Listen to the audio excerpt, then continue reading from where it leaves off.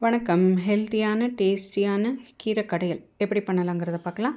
இதுக்கு 1/4 கப்பு துவரம்பருப்பு, 1/4 கப்பு பயத்தம்பருப்பு இது நல்லா வாஷ் பண்ணி ஒரு குக்கரில் சேர்த்துக்கலாம். 4 பூண்டு பல், 2 இஞ்சி துண்டு, ஒரு பச்சை மிளகா, ஒரு வெங்காயம், ஒரு தக்காளி, 1/2 கப்பு தண்ணி, 1/4 டீஸ்பூன் மஞ்சப்பொடி, 1 டீஸ்பூன் எண்ணெய். ஸோ இது எல்லாத்தையும் சேர்த்துட்டு 4லேருந்து 5 விசிலுக்கு குக் பண்ணி எடுத்துக்கலாம். அடுத்து ஒரு பேன் அடுப்பில் வச்சு 2 டீஸ்பூன் எண்ணெய், 1/2 டீஸ்பூன் கடுகு, 1/2 டீஸ்பூன் ஜீரகம், 2 காஞ்ச மிளகாய், ஒரு வெங்காயம், 4 பூண்டு பல், இதை 3 நிமிஷம் நல்லா வதக்கிக்கலாம்.